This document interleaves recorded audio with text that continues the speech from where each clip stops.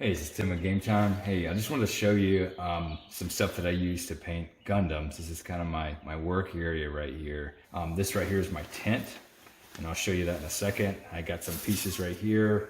I've got some stands right here, some rotating stands that I can use to put these clips in here. And the clips I'm going to use to hold the pieces that I'm going to use, that I'm going to paint. So let me kind of show you here. I got to be a little careful. These are metal. Got to get a hold here. Here we go. Here's a good one. And you want to be careful because these pieces tend to shoot out. But I'm going to put them on here. And there's a bunch of holes in this thing that I could put them in. But I like to do them on the outside. But I use the rotating stand here so that I can get to pieces in the back. So for instance, if I'm trying to paint a bunch of pieces, and I'd like to paint like maybe all the blue ones together. So if I paint the one in the front, I got my can here, I paint it, I can, rotate this, probably with a glove on, ideally. I can rotate it to the back, and I can paint over here, I can paint this side over here. That's just kind of how I do it. You can also kind of rotate these. Over here, I got my mask here, so I don't, kill myself. I've got a bunch of Gundam pieces that I have cut out, and I'll show you that real quick. This is for the MGEX Strike Freedom. I don't have all the pieces, but I've done a lot of the lighter blues. I think it's mostly light blue. And I've done the kind of violet color and golds and reds. I'm using Tamiya color paints. Their TS is the type of paints they are. Try to get these ones and not the polycarbonates, because the polycarbonates it's a little thicker than the 4 plastics paints. So the TS is what you want. For the Strike Freedom MGEX, these are the paints I'm going to use. This one right here that I am using currently is called Blue Violet. I'm using it for the pieces on the left that we just showed you. I got Pearl White. I've got the gun metal for, the gun. I've got Metallic Red. I want to make this one shiny. I've got Metallic Blue. I've got Royal Light Gray. I'm trying this one out, Semi-Gloss Black. And then I've got Gold. Okay. Also, before you paint the pieces, it might be a good idea. You need to wash these first, and I'll try to show you that in another video.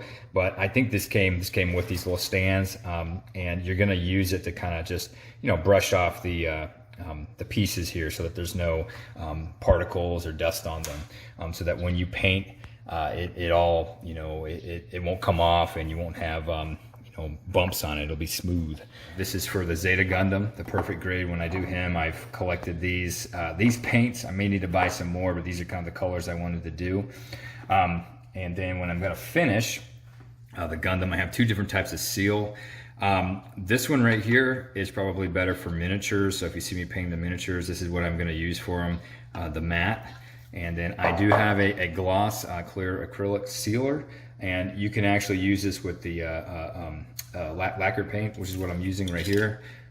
You can just spray these on top of a plastic, like for the Gundam. You don't have to prime them. So normally what you would do is you would do a priming coat. I'll grab one from up here, but I got a primer right here. And so if I'm doing miniatures, if you're painting normal plastics with acrylic type paints, this is what you'd want to do. You would want to clean off the model, and then dry it, obviously. You spray this on there, and then you'd paint it, and then you'd seal it. That's just kind of the basic steps to doing all this. This one right here, though, it'll work for the lacquer paint. And this paint right here is lacquer. It's a light lacquer. If you read the back, it'll actually say that. I don't know if it says it on the back. It says it on the website, though. But anyway, these paints, this type of paint, you don't have to do a primer on. So it's really easy for me just to go ahead and spray this. Once I wash this piece, dust it off, I can just spray the paint right onto it, okay? And when you're painting, you're not going to want to paint every piece for the Gundam, especially like the joint pieces, and I'll try to show you that. But when you paint, you want to do several different coats, okay? I'm using spray paints. Some people will say use an airbrush. I just think the spray paints are cheaper and easier. It's not, Gundam pieces are not necessarily the largest, though, so you may waste some paint, but it's easier doing it this way, okay? And what I've done over here is once I once I start painting the pieces, you need to let them dry for, I don't know, 15 minutes, something like that. And if I'm going to take them off my rotating stand, I'm going to let them dry so I can get on the next set of pieces to paint. So what I've done is I've taken this board here, I've drilled some holes in it that are just the right size, and when I'm done, I just put these pieces over here to let them dry. That's what I would do normally. Well, real quick, let me show you where I do the painting actually. This is just my workbench. Okay, so here's the tent. I'm just gonna take it out of its case. And you know, I can't remember where I bought this. I think it was on Amazon for a few bucks, like 15 bucks or something like that. But you can buy better ones, I suppose. So this one's cheap and it's big. So if I ever want to do a bigger model, I can do it inside of here. What I'm gonna do is I'm gonna put the two pieces that I need to put onto it. What I bought is a 20 by 20 fan right here, just from the store, and also bought 20 by 20 filter here. And so what we're gonna do is we're gonna put the fan on the back here, strap it on, and then on the inside, but we're gonna take this filter and we're gonna strap it on the inside so nothing goes out the back. Obviously you just wanna make sure that the airflow is going this way. So my object is to try to get the air to go out the garage door with it being open, obviously, so I don't poison myself. But yeah, let me show you how that looks set up.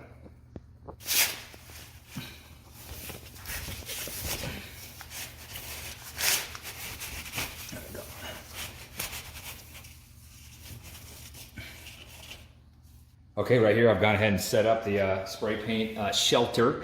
This is where I do the painting. I've gone ahead and put the filter on right here, and let's go around to the back. And right here I've strapped the fan onto the back, and all I gotta do is turn it on. Okay, and then I'm gonna take my pieces.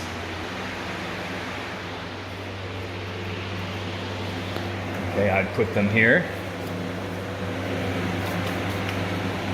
Put my mask on. Shake the can. Fan's a little noisy. Okay, and then you hold it about, I don't know, about this far back, and you just do little puffs.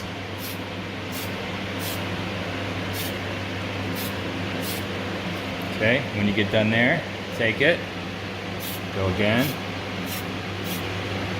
Okay. Rotate.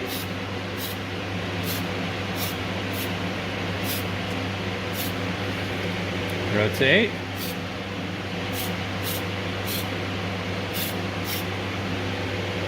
Rotate.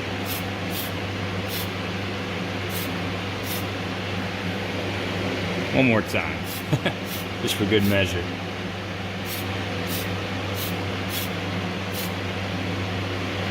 Yeah, on top there a little bit. Okay, and that's my second layer. You may have to do it one more time, but that's basically it. One thing just to note, that when you're painting these pieces, you know, this is the part that you're gonna see. This is the part that you're not gonna see. You really don't wanna get this part for a couple reasons. First of all, you're just wasting paint because no one's gonna see it. And two, even though the paint is gonna go on here and it's very thin, these little pieces right here, these little parts, there's gonna be something that fits inside of here, some sort of tab. And if you go and paint it and paint the other part that goes inside of here, you're gonna have trouble fitting them together. So just, you know, you don't have to get the whole thing, just get the side and the top, just the parts that you're gonna see. Okay, thank you so much for watching.